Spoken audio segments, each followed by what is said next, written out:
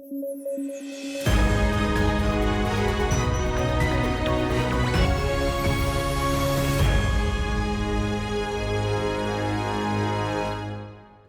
News at 9 programme में आपका स्वागत है। मैं हूं अमृत उपाध्याय। आइए जल्दी से देखें आज के हेडलाइंस। दुनिया को बचाने के लिए केवल 2 साल का वक्त। यूएन क्लाइमेट चीफ ने देशों को दी चेतावनी, ग्रीन हाउस गैसों के उत्सर्जन में लानी होगी कमी। महात्मा ज्योतिराव फुले की जयंती आज। सत्यशोधक समाज की स्थापना के लिए मशहूर, थॉमस पेन से थे प्रभावित। और एसबीआई का आरटीआई के तहत चुनावी बॉन्ड की जानकारी देने से इनकार। प्रोड्यूसरी कैपेसिटी के तहत की मनाही, आरटीआई एक्ट से ही मिली छूट।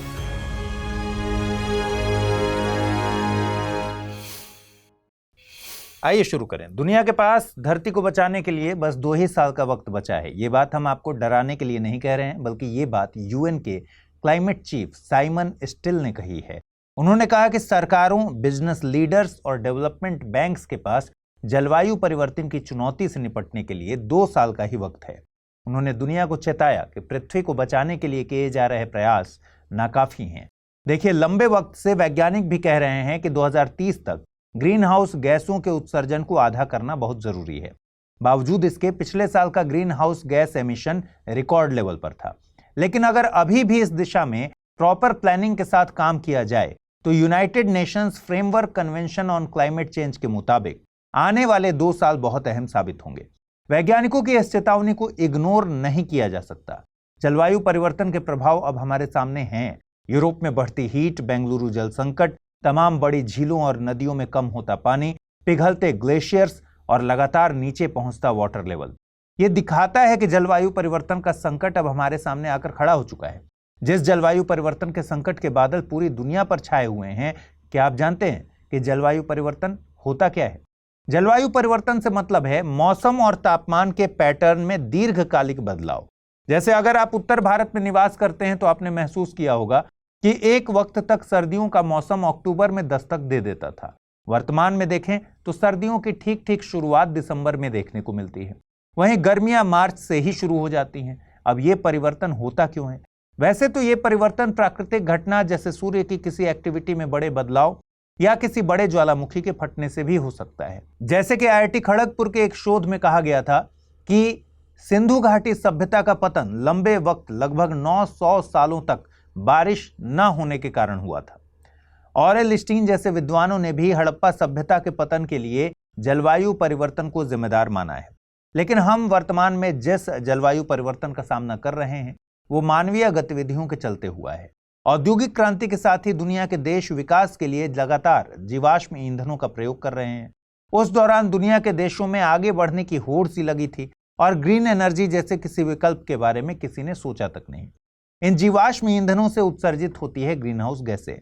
ये ग्रीन हाउस गैसें वैश्विक तापन यानी ग्लोबल वार्मिंग के लिए जिम्मेदार हैं। पृथ्वी की सतह के नजदीक तापमान में होने वाली वृद्धि को ग्लोबल वार्मिंग कहते हैं। इसके लिए मुख्य तौर पर ग्रीन हाउस गैस प्रभाव जिम्मेदार है। अब सवाल है कि ग्रीन हाउस गैस प्रभाव क्या होता है? देखिए, जब सूर्य का प्रकाश पृथ्वी के वायुमंडल को पार करता हुआ पृथ्वी पर पहुंचता है तो पृथ्वी की सतह गर्म हो जाती है।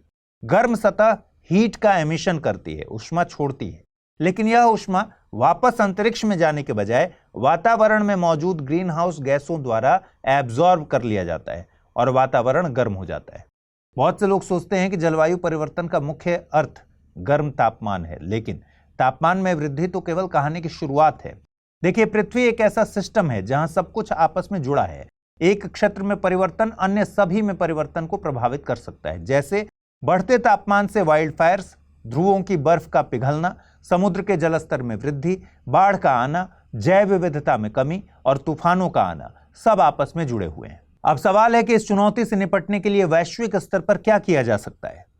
दुनिया भर के देश United Nations climate change conference के तहत हर साल इकट्ठा होते हैं।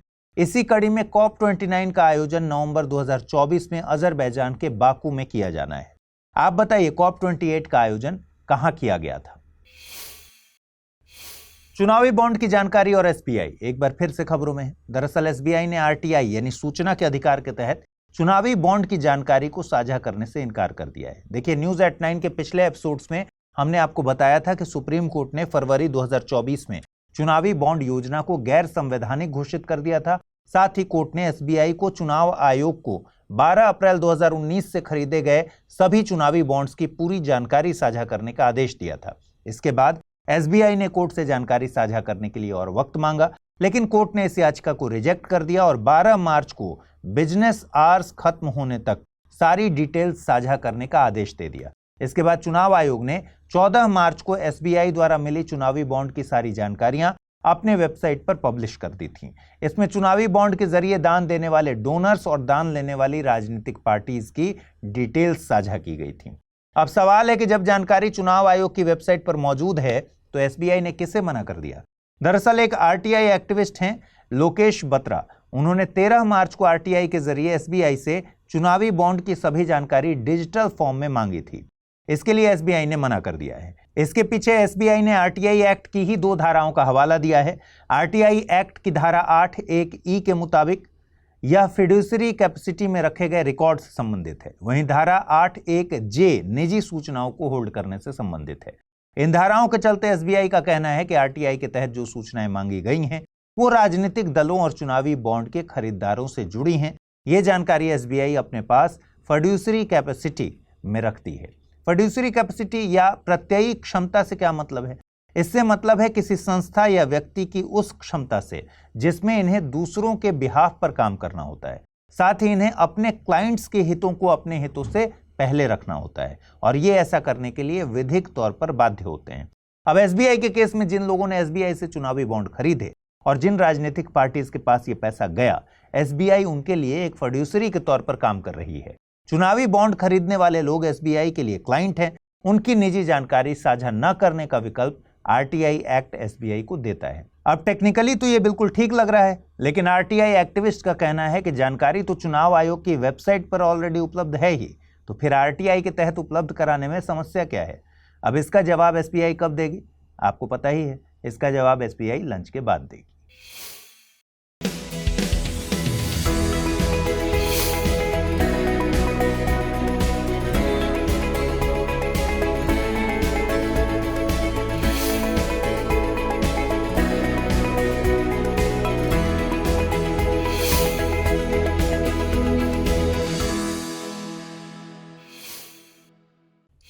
ग्यारह अप्रैल को समाज सुधारक महात्मा ज्योतिराव गोविंदराव फुले की जयंती है। ज्योतिराव गोविंदराव फुले का जन्म 11 अप्रैल 1827 को महाराष्ट्र के सतारा में हुआ था। महात्मा फुले 19वीं शताब्दी के महान समाज सुधारक, चिंतक, दार्शनिक, लेखक थे। ज्योतिराव फुले को ज्योतिबा फुले और महात्मा फुले भी कहा जाता है। उनकी जीवनी के लेखक धनंजय कीर के मुताबिक फुले को महात्मा की उपाधि उनके साथी सुधारक विट्ठल राव कृष्णजी वांडेकर ने दी थी। महान लोगों के जीवन में ऐसी घटना घटती है जो उनके लिए लाइफ चेंजिंग साबित होती है और समाज में वे आम से खास में बदल जाते हैं। बताते हैं कि ज्योतिबा फुले अपने एक दोस्त की शादी अटेंड करने गए थे और वहां उन्हें अपने सोशल बैकग्राउंड के चलते अपमान सहना पड़ा। वे तुरंत वहां से चले आए और उसी दिन उन्होंने समाज में फैली इस जाति व्यवस्था से लड़ने की कसम खा ली। वे थॉमस पेन की लिखी किताब राइट्स ऑफ मेन से प्रभावित हुए, जिससे उन्हें यह भरोसा हो गया कि सामाजिक कुरीतियों से लड़ने के लिए महिलाओं और पिछड़ी जातियों को सशक्त बनाना जरूरी है, अहम है। सामाजिक न्याय की दिशा में कदम बढ़ाते हुए उन्होंने 1873 में सत्य शोधक समाज की स्थापना की। इसका मकसद वंचित तबके को शिक्षित करना, साथ ही जाति व्यवस्था पर चोट करना था। उन्होंने महाराष्ट्र के प्रचलित लोक नाटक तमाशा के जरिए ग्रामीण अंचलों में अपनी बात पहुंचाई। महात्मा फुले के कार्य और लेखन ने भारत में जाति सुधार के लिए बाद के आंदोलनों को प्रेरित किया। महात्मा फुले ने अपने विचारों के प्रचार प्रसार के लिए कई रचनाएं की थी। इनमें उनकी सबसे प्रसिद्ध किताब है गुलामगिरी। उनकी अन्य किताबों में तृतीय रत्न, किसान का कोड़ा, सार्वजनिक सत्य, धर्म पुस्तक और ब्राह्मणों की चालाकी शामिल है। ज्यादातर लोग ज्योतिबा फुले को भारत में पहले बालिका स्कूल की स्थापना के लिए जानते हैं। वे भारत में महिला शिक्षा के अग्रदूत माने जाते हैं। उन्होंने साल 1848 में अपनी पत्नी सावित्रीबाई फुले के साथ मिलकर पुणे में पहला बालिका विद्यालय स्थापित किया था। लेकिन कम लोग जानते हैं कि उन्होंने साल 1863 में एक इन्फेंटिसाइड प्रिवेंशन सेंटर भी तैयार किया था, जहां पर गर्भवती विधवा महिलाएं अपने बच्चों को सुरक्षित जन्म दे सकती थीं। ये पहल सामाजिक कल्याण के प्रति फुले की गहरी प्रतिबद्धता और समाज में गर्भवती विधवाओं की कमजोर स्थिति को पहचानने को दिखाती है।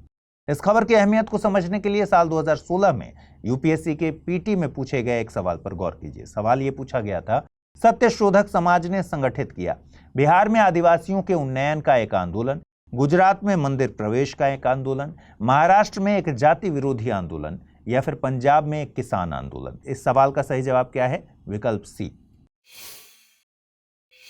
एनजीटी यानी नेशनल ग्रीन ट्रिब्यूनल ने पंजाब सरकार को 5 मई तक राज्य में अनुमानित 19.52 मिलियन टन धान की पराली से निपटने की रणनीति पेश करने को कहा है। यह आदेश पंजाब सरकार को एनजीटी ने वायु प्रदूषण पर स्वतः संज्ञान यानी सुओ मोटो लेते हुए दिया है। दरअसल उत्तर भारत में खास तौर पर पंजाब और हरियाणा के किसान गेहूं और धान की फसल के अवशेषों को जला देते हैं, जो कि इस क्षेत्र में वायु प्रदूषण में भी इजाफा करता है। अब एक सवाल उठ सकता है कि इसकी चिंता एनजीटी को क्यों है? एनजीटी का गठन 18 अक्टूबर 2010 को नेशनल ग्रीन ट्रिब्यूनल 2010 एक्ट के तहत हुआ था। इससे पर्यावरण की सुरक्षा और वनों के संरक्षण से संबंधित मामलों का निपटारा शीघ्रता से करने का मकसद था। NGT code of civil procedure 1908 के प्रावधानों के तहत बाउंड नहीं है, बंधा हुआ नहीं है, बल्कि प्राकृतिक न्याय के प्रावधानों से निर्देश प्राप्त करता है। ट्रिब्यूनल में दायर की गई याचिकाओं का निपटान 6 महीने के भीतर सुनिश्चित किए जाने का प्रावधान है। एनजीटी की प्रिंसिपल बेंच नई दिल्ली में है, जबकि भोपाल, पुणे, चेन्नई और कोलकाता में भी इसकी शाखाएं हैं। इसके अलावा एनजीटी को सिविल कोर्ट की शक्तियां हासिल हैं। एनजीटी में याचिका दायर करने के लिए वकील को हायर करने की जरूरत नहीं होती। पीड़ित पक्ष जरूरी फॉर्मेट में आवेदन जमा करके व्यक्तिगत तौर पर ट्रिब्यूनल में अप्रोच कर सकता है। एनजीटी को अपने स्वयं के निर्णयों को रिव्यू करने की शक्ति है। इसके फेल होने की स्थिति में एनजीटी के निर्णयों को सुप्रीम कोर्ट में 90 दिनों के भीतर चुनौती दी जा सकती है। अब आपको बता दें कि एनजीटी एक अर्ध न्यायिक निकाय है। जस्टिस प्रकाश श्रीवास्तव इसके चेयरपर्सन हैं। आइए देखते हैं आज के रैपिड न्यूज में क्या है खास। पहली राष्ट्रीय महिला हॉकी लीग रांची में आयोजित की जाएगी। इसका आयोजन 30 अप्रैल से 10 मई तक होगा। इसकी घोषणा हॉकी इंडिया ने की। इस लीग में अंडर 21 उम्र की महिला खिलाड़ी हिस्सा लेंगी। लीग को 2 चरणों में आयोजित किया जाएगा। इसके पहले चरण में सीनियर राष्ट्रीय चैंपियनशिप के क्वार्टर फाइनल में पहुंची 8 टीमें हिस्सा लेंगी। इसमें हरियाणा, महाराष्ट्र, झारखंड, मध्य प्रदेश, बंगाल, मिजोरम, मणिपुर और ओडिशा की टीमें शामिल होंगी। हॉकी इंडिया द्वारा शुरू की गई यह पहल देश में महिला हॉकी के विकास में मदद करेगी। भारतीय मौसम विज्ञान विभाग प्री साइक्लोन अभ्यास का आयोजन करेगा। यह अभ्यास अप्रैल-जून 2024 सीजन के लिए होगा। यह साइक्लोन के पहले और बाद के मौसम में आयोजित होने वाले अभ्यास का एक हिस्सा है, जो आपदा प्रबंधन के विभिन्न हितधारकों की तैयारियों का आकलन करता है। यदि हम साइक्लोन की बात करें तो यह कम दबाव वाले क्षेत्र में उत्पन्न होते हैं। उत्तरी गोलार्ध में इनकी दिशा एंटी क्लॉकवाइज और दक्षिणी गोलार्ध में क्लॉकवाइज होती है। यह प्रायः आपदा का कारण बनते हैं। हर साल 11 अप्रैल को राष्ट्रीय सुरक्षित मातृत्व दिवस मनाया जाता है। इसे मनाए जाने की घोषणा भारत सरकार ने 2003 में की थी और यह व्हाइट रिबन एलायंस इंडिया द्वारा शुरू की गई पहल का परिणाम था। इसे महिलाओं के स्वास्थ्य की उचित देखभाल और प्रसव संबंधी जागरूकता फैलाने के उद्देश्य से मनाया जाता है, जिससे बच्चे के जन्म के समय महिलाओं की मृत्यु के मामलों को कम किया जा सके। इसके अलावा अंतर्राष्ट्रीय स्तर पर 11 अप्रैल को विश्व पार्किंसंस दिवस के रूप में मनाया जाता है। इसका मकसद पार्किंसंस बीमारी के प्रति जागरूकता को बढ़ाना है। यह एक न्यूरो डिजेनरेटिव डिसऑर्डर है, जिसमें पीड़ित व्यक्ति समझने और सोचने में कठिनाई, भूलने की बीमारी, थकान आदि से पीड़ित होता है। सब्जेक्ट आधारित क्यूएस वर्ल्ड यूनिवर्सिटी रैंकिंग 2024 जारी की गई है। इसमें 69 भारतीय विश्वविद्यालयों ने अपनी जगह बनाई है। इस रैंकिंग में जवाहरलाल नेहरू विश्वविद्यालय भारत का सर्वोच्च रैंक हासिल करने वाला विश्वविद्यालय बना है और डेवलपमेंट स्टडीज के मामले में यह वैश्विक स्तर पर 20वें स्थान पर है। इस वर्ष की रैंकिंग में एंट्री और समग्र प्रदर्शन के मामले में भारत ने क्रमशः 19% और 17% की वृद्धि दर्ज की है। इसी के साथ भारत चीन के साथ एशिया में दूसरा सबसे ज्यादा रिप्रेजेंटेशन करने वाला देश बन गया है। ये रैंकिंग क्वाक्वेरली साइमंड्स के द्वारा की जाती है। इसके माध्यम से दुनिया भर के विश्वविद्यालयों के प्रदर्शन और गुणवत्ता का मूल्यांकन होता है। भारत सरकार ने सीडीपी सुरक्षा नामक एक नया डिजिटल प्लेटफॉर्म शुरू किया है। यहाँ सुरक्षा का मतलब है system for unified resource allocation knowledge and secure horticulture assistant से। इस प्लेटफॉर्म को क्लस्टर डेवलपमेंट प्रोग्राम सीडीपी के तहत बागवानी किसानों को सब्सिडी वितरित करने के लिए विकसित किया गया है तथा सब्सिडी का पैसा किसानों के बैंक खाते में ई रूपी वाउचर के जरिए दिया जाएगा। यह प्लेटफॉर्म किसान, दुकानदार, क्लस्टर डेवलपमेंट एजेंसी और नेशनल हॉर्टिकल्चर बोर्ड को एक मंच पर लाएगा। साथ ही यह पीएम किसान, NIC, UIDAI, e-rupee, geo tagging और जियो फेंसिंग से जुड़ा हुआ है, जो पूरी प्रक्रिया को आसान और फास्ट बनाएगा। विश्व व्यापार संगठन ने नवीनतम वैश्विक व्यापार आउटलुक और स्टैटिस्टिक्स रिपोर्ट जारी की। रिपोर्ट के अनुसार डिजिटल सर्विस सेक्टर के एक्सपोर्ट के मामले में भारत दुनिया में चौथे स्थान पर आया है। डिजिटल रूप से वितरित सेवाओं के एक्सपोर्ट में भारत ने 17% की वृद्धि दर्ज की। भारत सिर्फ अमेरिका, ब्रिटेन और आयरलैंड से पीछे है। इन डिजिटल सेवाओं में शिक्षा, गेमिंग, स्ट्रीमिंग, म्यूजिक और वीडियो जैसी सेवाएं शामिल हैं। रिपोर्ट के अनुसार AI यानी आर्टिफिशियल इंटेलिजेंस के उपयोग से यह क्षेत्र तेजी से उभरा है। आइए अब जल्दी से देखें आज के बुलेटिन पर आधारित क्या प्रश्न बन सकते हैं। पहला प्रश्न है, नेशनल ग्रीन ट्रिब्यूनल भारत सरकार द्वारा स्थापित किया गया था 2008 में, 2009 में, 2010 में या फिर 2011 में। दूसरा प्रश्न है, नवंबर 2024 में COP29 का आयोजन होने वाला है, पेरिस में, दुबई में, बाकू में या फिर शर्म अल शेख में। आइए देखें पिछले बुलेटिन पर आधारित क्या प्रश्न पूछे गए थे, उनके सही जवाब क्या हैं। पहला प्रश्न था, निम्नलिखित कथनों पर विचार कीजिए। तरुण बजाज को US इंडिया टैक्स फोरम का अध्यक्ष नियुक्त किया गया है। US इंडिया टैक्स फोरम का गठन 2014 में किया गया था। नीचे दिए गए कूट का प्रयोग कर उपर्युक्त में से सही कथन या कथनों को चुनना था। केवल एक, केवल दो, एक और दो दोनों, न तो एक नहीं दो। सही जवाब है विकल्प ए। दूसरा कथन गलत है। US इंडिया टैक्स फोरम का गठन 2020 में हुआ था। अगला प्रश्न मैंने पूछा था, हैजा यानी कॉलरा रोग के लिए जिम्मेदार है बैक्टीरिया, वायरस, प्रोटोजोआ या फिर इनमें से कोई नहीं, और सही जवाब है विकल्प ए यानी बैक्टीरिया। तो आज इस बुलेटिन में इतना ही। कल रात 9 बजे आपसे फिर से मुलाकात होनी है। ख्याल रखिए अपना, ठीक से पढ़ाई कीजिए। इस बुलेटिन को अपने दोस्तों के साथ शेयर कीजिए, लाइक कीजिए। और अगर आप इस बुलेटिन की PDF हासिल करना चाहते हैं तो अमृत उपाध्याय 007 टेलीग्राम चैनल है, जिस पर इसकी PDF रोजाना मिलती है। आज पूछे गए सवालों का जवाब भी जरूर दीजिएगा कमेंट बॉक्स में। नमस्कार।